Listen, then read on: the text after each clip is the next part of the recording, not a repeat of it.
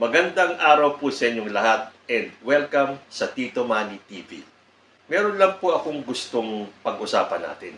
Hindi po ba sinasabi nila na Davao is the safest city in the country? Pero bakit po lately, meron akong nababasang balita na taliwas naman sa sinasabing safest city ang Davao. Pero bago po yan, isang shoutout po muna tayo kay Minerva Stork. Babasahin ko po yung comment niya sa akin. Hi, Tito Manny, shout out. Loyalist din po ako mula pagkabata at tumatanaw ng utang na loob sa mga Marcos fam dahil sa naitulong nila sa mother ko at sa kabutihan ng family Marcos, kaya Marcos pa rin ang fam namin. Forever Marcos pa rin. So Minerva, maraming salamat ha. Alam ko ikaw ay supporter ko dun sa aking kabilang channel and yet sinundan mo pa rin ako dito sa aking bagong channel para magbigay ng suporta. Maraming salamat sa iyo. At doon po sa inyo na gustong ipaalam ang istorya ninyo kung bakit kayo naging Marcos loyalist, comment lang po kayo down below at babasahin ko po ang inyong mga chat para maipakalat po natin sa Marcos country kung bakit kayo naging Marcos loyalist. Okay. Isang good news po tayo, pero ito pong balitang ito ay nakadepende sa inyo. Wala pong ibang magpapabago ng buhay ninyo kundi kayo lang. Balita po dito sa The Philippine Star, 44% see better life in next 12 months. Galing po yan sa SWS. Isa ba kayo dito sa 44% na to na nakikita na magkakaroon kayo ng better life in the next 12 months?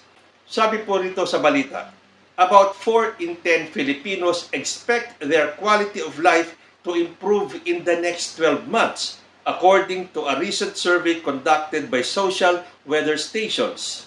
Results of the March 21 to 25 survey released yesterday found 44% of the respondents expecting their quality of life to improve, similar to the 44% obtained in the December 2023 survey. 7% said it will worsen, up from 5%, while another 44% said it will stay the same. Pero magkaganon man po, 44% malaki na pong porsyento yon na naniniwala at nakikita nila ang sarili nila in a better position with a better life in the next 12 months. Kaya nga sinabi ko sa inyo nasa sa atin din po kasi yan Hindi po natin pwedeng iasa ang ating buhay sa ating gobyerno. Kailangan pong tayo ang magsumikap para po ma-improve ang ating buhay. Mahirap po talaga ang buhay.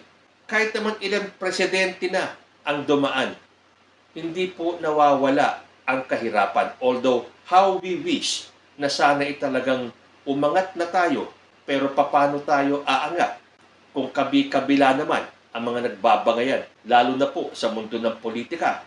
So I hope and pray, magkaisa tayo. Dahil once na tayo ay magkaisa, tulad nga ng sinasabi sa isang quotation, united we stand, divided we fall. Pero kung kayo ay talagang magsisipag, hindi po magiging hadlang ang kahirapan. So ang kailangan po natin is to stay positive. Ganyan naman tayo mga Pilipino Kahit na anong hirap ang ating pinagdadaanan. Dahil tayo ay positive thinkers. Kaya nga lagi tayong masaya Kahit na tayo ay dumadaan na sa hirap, sa gutom, sa kalungkutan, nakukuha pa rin nating ngumiti, which is a positive sign na andun lagi ang ating pag-asa na magiging maginhawa ang ating buhay. Hindi man tayo yumaman ng gusto. Ang importante, nakakakain tayo ng 3 beses sa isang araw at natutugunan natin ang pangangailangan ng ating pamilya. So stay positive. Pasasaan ba? At sama-sama tayong babangon muli. Okay, mabalik po tayo dun sa topic natin. Hindi po ba kasi sinasabi nila, kiniklaim nila na ang Davao City daw ang safest city in the country. Pero lately nga, meron pong lumalabas na mga balita dahil meron pong mga natatanggal na pulis na re-relieve sa kanilang pwesto dyan sa Davao dahil po sa sinasabing krimen.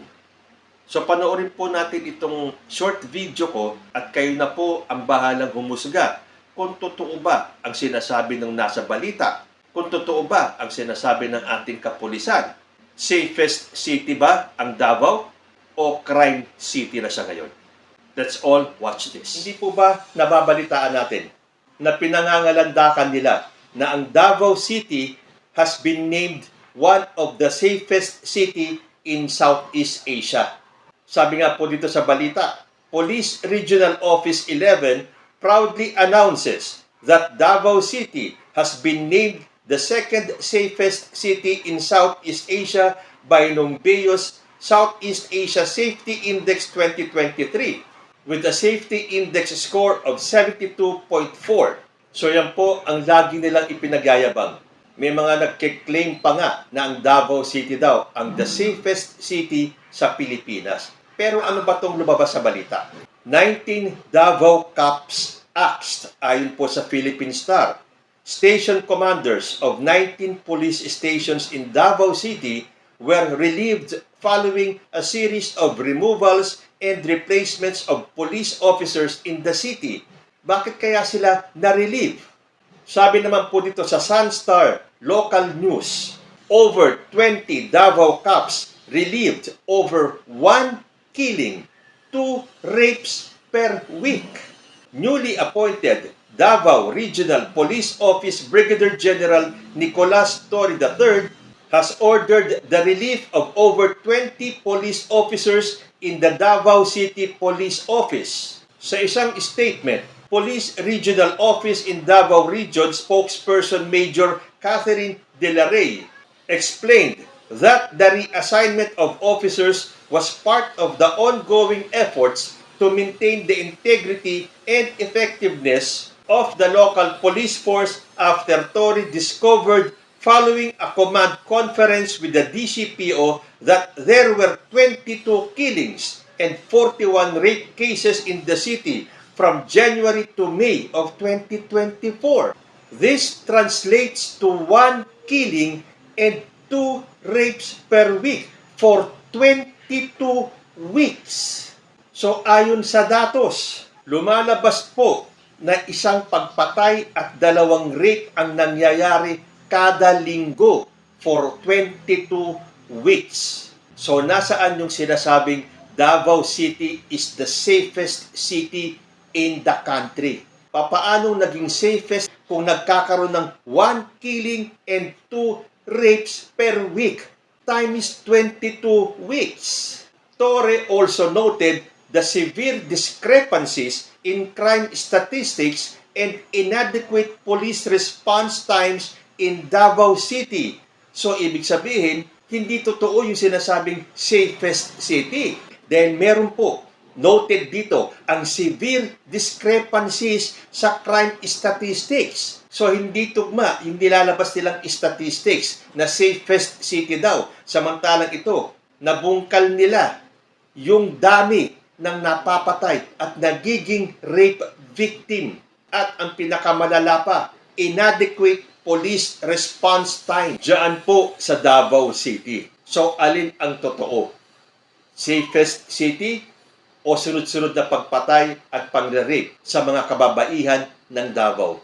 Ito pong balitang ito ay binabasa ko lang. So, hindi pwedeng sabihin na gawa-gawa ko lang at gusto ko lang magpakalat ng fake news. Yan po, tingnan ninyo, i-google ninyo. So, kung ganito ang mga balita sa Davao City, may pagmamalaki pa ba nila na sila ang safest city in the country? I doubt. So, ayan, ano po ang masasabi ninyo?